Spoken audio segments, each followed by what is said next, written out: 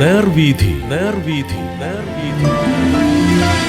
Evangelist Kunjumon Thottappally ഇപ്പോൾ ദൈവവചനം പങ്കുവയ്ക്കുന്നു.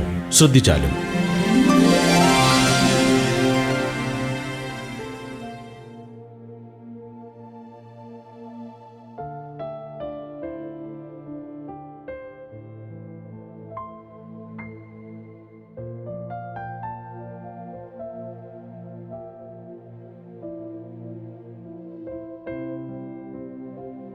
വിലാപങ്ങൾ 4-ാം അധ്യായം. ഞാൻ വായിക്കുന്നത് ശ്രദ്ധിച്ചാലും. അയ്യോ, പൊന്നു മങ്ങിപ്പോയി, നിർമ്മല തങ്കം മാറിപ്പോയി, വിശുദ്ധ രത്നങ്ങൾ സകല വീഥികളുടെയും തലയ്ക്കൽ ചൊരിഞ്ഞു കിടക്കുന്നു. തങ്കത്തോട് തുല്യരായിരുന്ന സിയോന്റെ വിശിഷ്ടപുത്രന്മാരെ കുശവന്റെ പണിയായ മൺപാത്രങ്ങളെപ്പോലെ എണ്ണിയിരിക്കുന്നത് എങ്ങനെ? കുറുനരികൾ പോലും മുല കാണിച്ച് കുട്ടികളെ കുടിപ്പിക്കുന്നു. എന്റെ ജനത്തിന്റെ പുത്രിയോ മരുഭൂമിയിലെ ഒട്ടകപക്ഷിയെപ്പോലെ ക്രൂരയായി തീർന്നിരിക്കുന്നു. മുല കുടിക്കുന്ന കുഞ്ഞിന്റെ നാവ് ദാഹം കൊണ്ട് അണ്ണാക്കോട് പറ്റിയിരിക്കുന്നു. പൈതങ്ങൾ അപ്പം ചോദിക്കുന്നു, ആരും നുറുക്കി കൊടുക്കുന്നതുമില്ല. സാധുഭോജ്യങ്ങളെ അനുഭവിച്ചു വന്നവർ വീഥികളിൽ പട്ടിണി കിടക്കുന്നു. തൂമ്പ്ര വസ്ത്രം ധരിച്ചു വളർന്നവർ കുപ്പകളെ ആലിംഗനം ചെയ്യുന്നു. കൈതൊടാതെ പെട്ടെന്ന് മറിഞ്ഞുപോയ സൊദോമിന്റെ പാപത്തേക്കാൾ എന്റെ ജനത്തിന്റെ പുത്രിയുടെ അകൃത്യം വലുതാകുന്നു. അവളുടെ പ്രഭുക്കന്മാർ ഹിമത്തിലും നിർമ്മലന്മാരും പാലിലും വെളുത്തവരുമായിരുന്നു. അവരുടെ ദേഹം പവിഴത്തിലും ചുവപ്പുള്ളതും അവരുടെ ശോഭ നീലക്കല്ല് പോലെയുമായിരുന്നു. അവരുടെ മുഖം കരിക്കട്ടയേക്കാൾ കറുത്തിരിക്കുന്നു.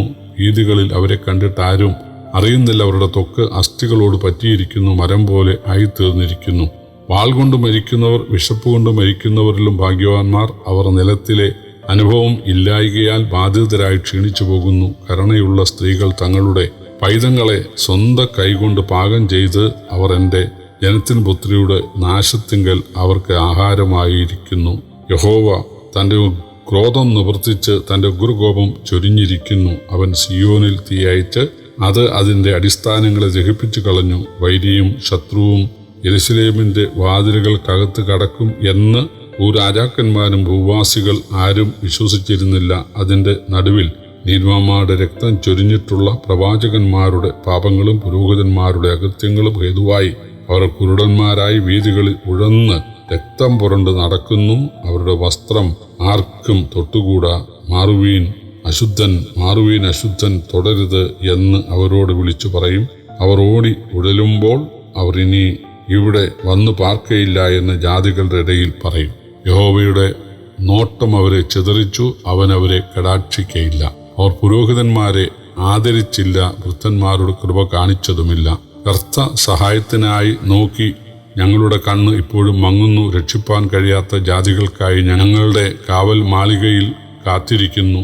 ഞങ്ങളുടെ വീഥികളിൽ ഞങ്ങൾക്ക് നടന്നുകൂടാതെ വണ്ണം അവർ ഞങ്ങളുടെ കാലടികൾക്ക് പതിയിരിക്കുന്നു. ഞങ്ങളുടെ അവസാനം അടുത്തു, ഞങ്ങളുടെ കാലം തികഞ്ഞു, ഞങ്ങളുടെ അവസാനം വന്നിരിക്കുന്നു. ഞങ്ങളെ പിന്തുടരുന്നവർ ആകാശത്തിലെ കഴുക്കളിലും വേഗമുള്ളവർ. അവർ മലകളിൽ ഞങ്ങളെ പിന്തുടർന്ന് മരുഭൂമിയിൽ ഞങ്ങൾക്കായി പതിയിരിക്കുന്നു. ഞങ്ങളുടെ ജീവശ്വാസമായി യഹോവയുടെ അഭിഷക്തനായവൻ അവരുടെ കുഴികളിൽ അകപ്പെട്ടിരിക്കുന്നു. അവന്റെ നിഴലിൽ നാം ജാതികളുടെ മധ്യേ ജീവിക്കുമെന്ന് ഞങ്ങൾ വിചാരിച്ചിരുന്നു. ഊസ് ദേശത്ത് പാർക്കുന്ന ഏദോം പുത്രിയെ സന്തോഷിച്ച് ആനന്ദിക്ക. പാനപാത്രം നിന്റെ അടുക്കിലേക്കും വരും.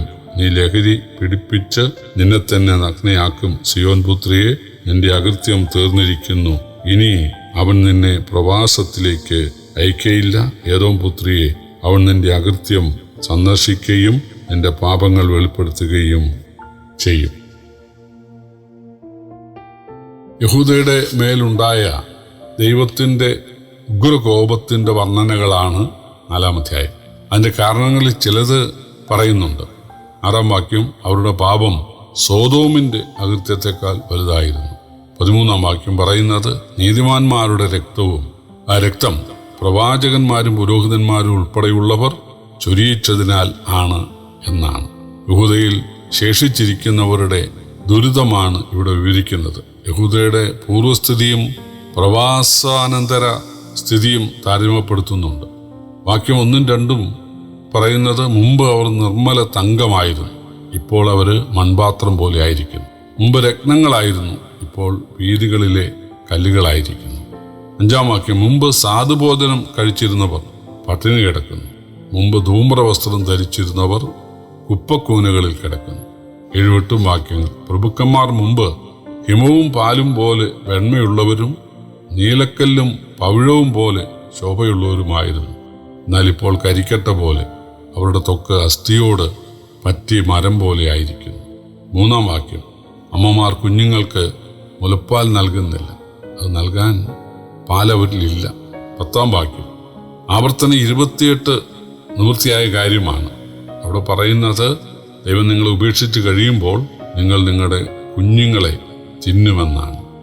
അത് സംഭവിച്ചു. അതാണ് 10 വാക്യം പറയുന്നത്. 9 വാക്യം. വാൾ കൊണ്ട് മരിക്കുന്നവരെക്കാൾ അധികം പേർ വിശപ്പ് കൊണ്ട് മരിക്കുന്നു.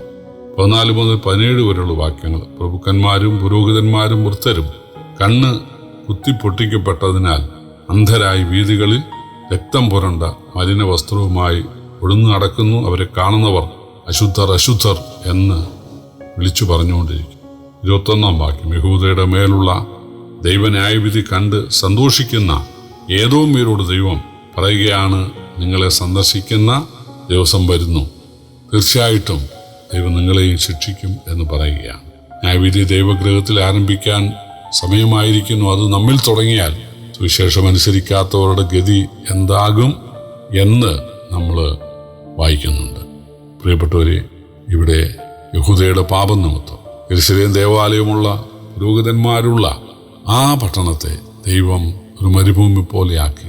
ആളുകൾ അലഞ്ഞു നടക്കാൻ, ഭക്ഷണമില്ലാതെ നടക്കാൻ, മാത്രമല്ല മക്കളെ പുഴുങ്ങി തിന്നുവാൻ ദൈവം അവരെ അശുദ്ധരാക്കി തള്ളിക്കളഞ്ഞു. അവരനുഭവിക്കാനാണ്, മാനസാന്തരപ്പെടാനാണ്. പ്രിയപ്പെട്ടവരെ, ദൈവം നീതിമാനാണ്. പാപം എവിടെ കണ്ടാൽ നമ്മെ ശിക്ഷിക്കും. കർത്താവ് നമ്മെ രക്ഷിച്ചിരിക്കുന്നത് നമ്മുടെ ഇഷ്ടം പോലെ ജീവിക്കാനല്ല, മറിച്ച് നമ്മുടെ പിതാവായ ദൈവത്തിൻ്റെ മനസ്സ് ഗ്രഹിച്ച് ആ പിതാവിൻ്റെ മോഹങ്ങളെ നിവർത്തിക്കാനാണ്. പണ്ട് നമുക്ക് ഒരു ജീവിതക്രമം ഇല്ലായിരുന്നു.